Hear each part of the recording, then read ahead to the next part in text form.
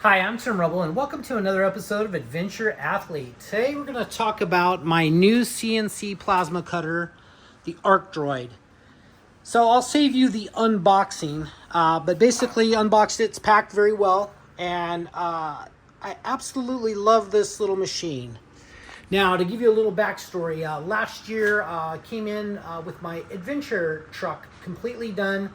Went and spent a month down at Uport Dunes and came back to the shop, and I sold off my Tormach CNC mill, my Tormach CNC lathe, my manual mill, my manual lathe, and kind of replaced a few little things in the shop with some lesser, lighter duty things, but still making this shop totally operational. I lost my bandsaw, my big disc sander. I just sold it all. But one of the things I did sell was my Torchmate CNC plasma that I had sitting right here. Now the Torchmate CAD Lite specifically worked really well for me. But what I would do is I'd basically go make a cardboard template out of some 40 thousandths cardboard. And I'd design that up, and then I would import that, scan it, and then import that into CAD Lite and then draw over that. Now with this Arc Droid, you can still utilize that same style. Basically, it has a stylist that basically changes out with your CNC plasma head. So see if I can do this one-handed. You lift that up, lift this up, and just slide your torch off. Now, I did opt for a CNC torch just because it actually hangs from my garage door like I had my last one, so it's not putting any tension or anything on the arm. It's just kind of free floating there with the bungee cord and kind of elastic. But basically what you'll do with this machine is you'll take this and you'll plug it in and clamp it down. You'll plug this in over here, and then you have this user interface that I usually set up right here on the material that I'm going to use. So let's talk a little bit about the setup. Now you see I built a custom water table for it. It's 1.5 inches deep. I run about 1 inch of water in it. It's a little low right now. I do have it partnered with an Everlast 62i that so far I've been cutting at 60 amps. And I don't remember what I was running. Whatever the standard setting was for this is what I was basically running. And I'm actually getting really nice parts. And I should have had this set up and ready. So this is a part that came right off with the dross and everything on it. And you can see there's very little angulation, if any. And it produced a really clean part. And how I did that is I just basically took a piece of cardboard and I used these little magnets, and I set the magnets down on the cardboard to keep it flat. And then you'll pull this arm over, and if you look at this user interface, see if I can do that without a glare, you can see that little green dot. Now as I move that arm, it free floats. And basically what I'm going to do is I'm going to trace around. Let's just say that I'm going to do a box in the air. So to get that stylus down, you'll turn this knob counterclockwise, and that'll run it down onto your product.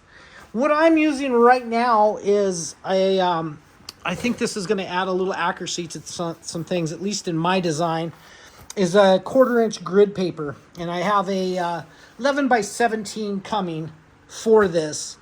And what that'll allow me to do is draw basically a pretty decent part and come over here and clamp that down. And then how you basically do that, you're just going to trace that box. So I'll push the button here, which clicks a dot there. Then I'll drag this over to the next point and click. Oh, I'm not in the trace mode. Let's try that again. So we'll move back over here. We're going to select this line, and I'm going to push right here. And then I'm going to come down, and when I push the button again and come over here, kind of create like a little box. See if that's picking all of that up. Then I'll move it over here. And of course, if you were using grid paper and being very accurate with your stuff, and then when you get to the end where you want to close it, you double click. And right there, points closed. And now you basically have a part right there set up and ready to cut. That's exactly how I did this one right here. And what you want to do and how you want to think is you want to set up the center point of your circle first, because you want to do what cuts inside first and then outside. So I click the circle, it'll take you to a circle deal. You can put in the exact parameters. I put in on this one 750 thousandths, so 3/4 of an inch, and it ended up cutting out 790 thousandths. So it's a little over, which is perfect, because with plasma you get a hardened surface, so hardened work surface, a hole. And if you go too small, it's really tough to drill it out. So you want to go just a little bit oversized. For me, that's perfect. 4 thousandths over is about perfect for what I would want for a bolt hole for a fit, unless you were trying to do an interference fit. And there's ways to tune that in that. So we'll get out of the screen real quick. Let's just talk about like the unboxing. So I build this water table basically to hold a 2 foot by 4 foot sheet of material. And then I built the bottom area so it has 2 foot of storage area so I can keep materials in there. And you can see I have stainless, I have aluminum, I have some perforated, which is not going to be cut on this, and then I have some other sheets of 120 thousandths. And then these 2x2 pieces, I have 188 and 250 all set up. I get this from Industrial Metal Supply. They're cut up and they're really nice to fit on the table. And as you can see, I'm just starting to work the upper area. When I get through that, what I'll do is I'll flip this around, because this table's got something like a 16 by 26 inch cutting arena. A lot of people think when you first go out and want to get into plasma, you're looking at a 4x8 or a 5x10 table, because you're thinking, yeah, I want to put a big sheet of material down and be able to cut out all of these parts. But realistically, when you're building a project or even doing a small run from someone, this may not be more what I would call for like a large quantity, but I could probably do 100 tabs on this pretty easy in a couple hour period of time, and this all would be the exact same if you stayed with the same parameters. So you're getting nice parts off of this. I found with my Torchmate, I was getting a 10 thousandths operational window within my tabs, and that's plenty good for fabrication. I'm super happy with that. I had another machine that some of you, if you've been following the channel, might have seen, and that was set up with linear ways, and man, it was called Idea Plasma out of Riverside, and they were great people to work with, and I really wanted me to really enjoy and like that machine. But what happened was, I really don't have a lot of time in my life, not meaning I'm dying anytime soon, hopefully, but meaning that I want to get through some projects, because I'm living this adventure athlete lifestyle, and part of that is my creativity. But I don't want to spend a whole lot of time learning this whole new software, all of this stuff on not how I like to fabricate. How I like to fabricate is I usually end up doing a tab or something. Sometimes, like what's lacking on this that I would love to see in the interface is just a stencil font or a military font, something that's already got the bridges built into it, that you could type something out, adventure.athlete or Tim Roble. That would be great, or somebody else's logo or sign that needed to say something. Now, to do that, this will actually takes DXF files, and it's compatible with, I believe it's like SheetCam and Fusion 360 for sure. And another thing that I've been seeing is Inkscape, and I've just started playing with that a little bit. So excuse me as I go down this journey of setting up this machine and getting to know it. But I'm just, as you can tell, super excited about this thing. One of the first things that I would do when you get this machine, we're going to exit this real quick, and we're going to go here. The first thing I would do is plug in a USB stick, hit touchscreen, see if I can get that, hit touchscreen, hit format USB. I don't want to do that because I have material on that. So first step I would do with this is format your USB to a FAT32. And let's see, we'll get out of this and get out of that, and we're going to hit home. Kind of make sure that everything's clear as it moves. as I say that. But it'll go find its home. So assembling this triangle, I had to pause the video about 6 times to figure out how to put this just simple little thing together. And how I have this table set up, let me move a few things out of the way. Move this interface over here, because one of the steps you're going to do, first thing I would do is format your USB stick, because when you format it, it wipes it clean, so it's, I believe, it's going to take the calibration out of the machine. So you assemble this triangle, and basically 2 is the one that's going to run parallel with the machine. So this is 2, this is 1, and this is 3. So how this works is you basically, let's get this out of the way a little bit. You plug this in, and this is actually set up with some magnets on it. You plug this in to the machine into those little deals, and you end up getting a right angle. And you put this little sled, which is not there where I had it, this little sled, which plugs into, I set that down on here, like that, and this will actually, let's make sure that's right, there we go, plug in right here where the stylus is, and then you just follow the machine on calibrate, and it'll tell you to put the stylus on the tip and run it through real slow. Then it'll tell you to move to number 2 and then do 2 real slow. Then you'll do 3. And then you'll change that out and you'll put your plasma, and then have new consumables in your plasma tip. And you're going to do the exact same calibrating with the plasma. And I actually didn't have this here. I had this as a spacer for my material. Built this table really, really flat. I built it on a 1/2 inch on my welding table and welded it out all clamped down together. So it's a pretty accurate table within maybe 5 thousandths or so. So my material sits on this super flat and level. But I found that I couldn't, like if I designed my first part over here and it wouldn't cut that close to the machine. It'll do that over here. You can see kind of that's the 0. So I just spaced things out a little bit. And you can see I'm starting to work off the material. And once I get to that place, I'll flip it around. But just to recap, calibrate your USB, format your USB to FAT32. Calibrate your machine, the stylus, and the torch. And basically, you're going to be set up and ready to trace something at that point. Now, I connected my CNC plasma. For the Everlast, it's pins 1 and 2. Doesn't matter which way you put them. And then you follow the back for plasma input. In the back of the machine, kind of see if I can get back there. In the back of the machine, and you just wire in those 2 with the little plugs. And you're good to go. It's actually pretty simple with that, because Everlast actually comes with a CNC port on it, and I just soldered the pins 1 and 2 on that, screwed that in. That works really, really well. One of the things that they have changed on the 62i from my first version that I worked with is the air regulated pressure. I went from the 62i to a Hypertherm Power Max 65, which I consider the best cutting solution for a plasma cutter. Now that's almost $4,000 with the torch, machine torch. I'm probably in this Everlast about $1,250, depending on what cells and stuff you find.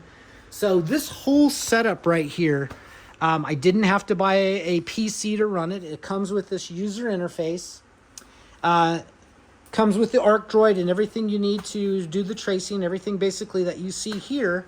And basically, you got to add a plasma cutter and then add a air compressor source. Now, the Everlast is super good. I'll put that from what I've used, and I've used quite a few plasmas. If you go look through my history of videos, I've tested the Longevity Everlast. I believe that was the titanium from Harbor Freight, the Hypertherm, and Thermal Dynamics. So I've tested quite a few plasma cutters. And I think for the money and the cut quality and everything you get, Everlast is kind of a no-brainer. So I'm kind of into this machine for, say, $1,200, and this ends up being about $2,900 or something with tax, license, shipping, dock fees, and handling, and all that stuff. So I figure $3,000, and then another 1,200 or so. So 4,200-ish. You know, this material is 1.5 by 1.5 by 0.65. Not super expensive. I think I used about 35 feet or so. But it's all scrap metal that I've had up there, you know, from other projects that was left over. So I'm in this not a whole lot, and I probably have a whole 3 hours into setting up, formatting, building the table, and getting this thing operational. And I'm at the beginning stages of it. Love to tell you, hey, I know what I'm doing, and just hit me up with any questions. But new to it, I absolutely love it. I think anybody could do this. I think you could take, you know, definitely take a 15-year-old kid that could come out here that was slightly interested in following some directions and setup, and I think they could do it no problem. I'm finding that the kids are easier to do the programming. My stepson was up online with the programming of the last one I had and the Torchmate. I had a lot of workarounds on the Torchmate that I made it work for me. Where would I rate this machine in the hierarchy? Now, being that you have this arm that's suspended out there, I think that kind of creates something that may not be as accurate as a gantry. From what I see right now, from what I traced, and from my other products, I'm seeing a lot of accuracy out of this. I'm seeing something that's maybe within 10 thousandths or 15 thousandths, 4 thousandths on the whole. I'm impressed. I'm super impressed. Would I buy this machine again? For sure, because it allows me to take my idea from my head, and the way, you know, I'm an old school guy, so I can make a template off of this, utilizing the squares, utilizing a ruler, tape measure, and draw something out that's nice, take my time and put it down there, and draw that out on the machine nice. And that's going to be my next video, which will be taking my idea from what I need to make to a template, to drawing up the template, tracing the template, and cutting it out. And from my experience, I'm doing that in somewhere around 5 minutes, which is way faster than I was doing on the Torchmate that I absolutely loved. The other machine that I had, I never got up and running on it. I ended up selling that, got my money out of it, and I thought, oh man, I still need something. I don't have a bandsaw. Basically, for cutting material, I have this Milwaukee Fuel. I have some corded versions also, but I use that for aluminum. I use that for steel. Of course, I can do the chop saw. But as far as making a cool tab, it's hard to do with that because that does straight cuts, and then you have to use a disc sander. It's not an industrial disc sander, so it's not removing material at a record pace. So this, with the, once again, the dross that's coming off of that, that'll just be a quick, see if I can get that kind of in there. That has not been touched. So there's a little bit of dross on there, and that's a quick cleanup with, you know, maybe 20 seconds or so, and that tab is ready to go and install and weld in. I have to rate this machine maybe an 8.5, a 9 out of 10 for capability in the shop. I really like it. It's a great replacement for my Torchmate, which was a 2x4. I've never cut anything that was bigger than 2 foot by 4 foot. Most of the things I cut are about the size of that tab. So the parameters on this was fine. And if you know how to program already, you can draw up your file. I did do some trailing arms on a trophy truck, and I drew those up and had them laser cut and put those together. Those ended up being, I think, 62 inches long. And that worked out really well for me. So that was one thing that I had to outsource. Other than that, I make all my tabs and everything right here. And it's going to come in handy for finishing up this project, which is my Humvee Overland camper build. So if you haven't checked that out, if you haven't liked and subscribed and you made it this long, thank you so much. I appreciate each and every one of you guys. I give this Arc Droid 2 thumbs up. I'm going to go ahead and say, and I did not get any of this stuff promotional. I paid my own dollars to buy all of this stuff. I have no backstory with anybody else. I just ordered everything offline. I paid my money and got it in. So this is an honest and true review from an end user of the product, and I absolutely love this new little tool. It's a great cutting solution for even the light industrial shop, all the way back to the garage guy or the guy that's working in a single car garage, or the guy's actually taking that mobile and setting it up on some sawhorses and going from there. That's one of the things they sell it as. I already knew I was going to build a water table. I like a water table. I like the quality that I can get off of a flat level surface and go from there. That's going to be it for now. Thank you guys for watching. I'm Tim Roble, and I'll catch you here next time.